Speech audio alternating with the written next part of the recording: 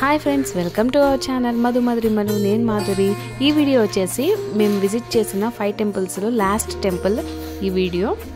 కొమరవెల్లి మల్లన్న టెంపుల్ని లాస్ట్గా విజిట్ చేసాము ఆ రోజు. ఇది వచ్చేసి ఎంట్రన్స్ అన్నమాట ఈ టెంపుల్కి. అసలు యాక్చువల్గా ఇది దర్శనం అవుతుందో అవదో అనుకున్నాము. లాస్ట్ మినిట్లో దర్శనం అయితే అయ్యింది. చాలా ఫాస్ట్గా వచ్చి విజిట్ చేసాము. ఈ టెంపుల్ కూడా చాలా బాగా అనిపించింది, బాగుంది. ఇంకా ఈ టెంపుల్ కూడా చాలా ఫేమస్ అండి తెలంగాణలో. కొమరవెల్లి మల్లన్న టెంపుల్ చాలామందికి అయితే తెలుసు. ఇదంతా గోపురం దాటిన తర్వాత ఎంట్రన్స్లో లోపలన్నమాట. అలాగే లోపలికి వెళ్ళిన తర్వాత కొన్ని స్టెప్స్ ఎక్కితే అప్పుడు దేవుడి దర్శనం జరుగుతుంది. ఒకటి ఏంటంటే ఈ 5 టెంపుల్స్ విజిట్ చేసిన వాటిల్లో ఇదొకటి కొంచెం స్పెషల్గా అనిపించింది. ఈ టెంపుల్ హైదరాబాద్ నుండి ఒక 30 కిలోమీటర్స్ చూపిస్తుంది.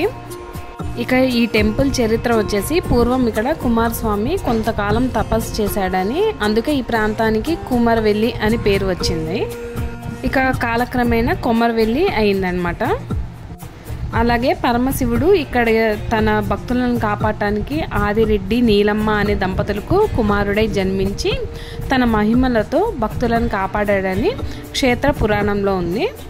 తర్వాత కూడా తన భక్తుల రక్షణార్థం ఇక్కడే కొలువు తీరాడని ఉంది.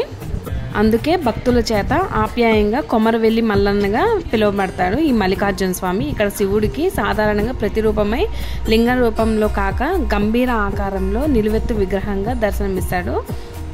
దేవేరులు యాదవ కులానికి చెందిన గొల్లకేతమ్మ, లింగ బలిజ కులానికి చెందిన మేడలమ్మ స్వామికి ఇరువైపులా దర్శనమిస్తారు. మట్టితో చేసిన ఈ విగ్రహం సుమారు 500 సంవత్సరం క్రితం చేయబడింది. ఇక్కడ చూడండి, ఇన్ని మెట్లు ఎక్కంగా ఇప్పుడు గర్భగుడిలోకి ఎంటర్ అవుతున్నాము. ఇక్కడ స్వామివారిని డైరెక్ట్గా చూపించకూడదు కాబట్టి చూపించట్లేదు. నేను మీకు ఒక ఫోటో పక్కన వేస్తాను, చూడండి ఎట్లా ఉంటారనేది. ఇప్పుడు ఇదంతా దర్శనం చేసుకున్న తర్వాత అవుట్ సైడ్ అనమాట, బయటకు వచ్చిన తర్వాత ఈ పక్కనే ఈ గుడిని నిర్మించిన ఆయనది విగ్రహం కూడా ఉంటుంది. ఆయన పేరు మర్చిపోయాను. యాక్చువల్గా అక్కడ రాసలేదు, పెయింటింగ్ ఏదో వేస్తున్నట్టున్నారు, అందుకనే రాసలేదు. ఈ విగ్రహము ఈ టెంపుల్ని నిర్మించిన ఆయన విగ్రహం అంట. ఇక ఇదంతా ఎగ్జిట్ అనమాట. ఎగ్జిట్లో కూడా స్టెప్స్ అనేవి ఉంటాయి. ఇటువైపు నుండి కూడా మనము గుడి లోపలికి రావచ్చంట. ఇక్కడ కొమరవెల్లి మల్లన్న స్వామిని బండాసోరికల వెలిసిన దేవునిగా కీర్తిస్తారు. సుతిమాని గుండు మీద త్రిశూలం ఉంటుంది. ఈ దేవుని ఎక్కువగా కురుములు, గొల్లలు, కాపువారు పూజిస్తారు. మీకు స్టార్టింగ్లో గుడికి ఎంట్రన్స్ గోపురం తర్వాత లోపలికి ఎంటర్ అయ్యాం కదా, అక్కడ ఒక చెట్టులాగా ఉంది కదా, అది గుడికి ఎదురుగా ఉన్నదాన్ని గంగిరేణి వృక్షం అని అంటారు.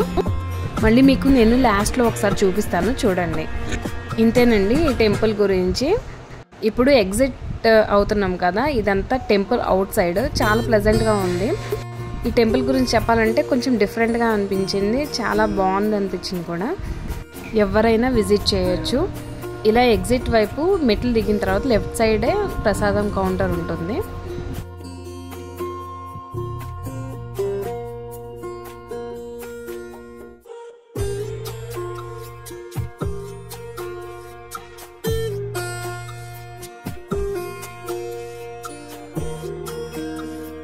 ఇదే ప్రసాదం కౌంటర్.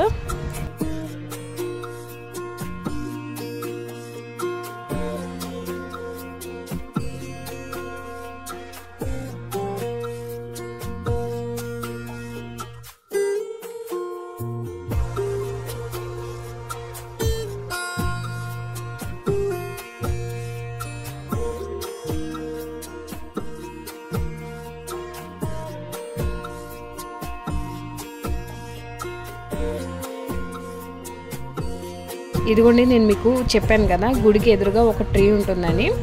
ఇక్కడ కనిపిస్తుంది అన్నమాట. దీన్నే గంగిరేణి వృక్షం అని అంటారు. ఇక్కడ నాకు పూర్తిగా తెలియదు కానీ ఏదో పాటలు అయితే పాడుతూ ఉన్నారు, చాలామంది కూర్చొని భజన చేస్తున్నట్టు. చాలా మంచిగా అనిపించింది.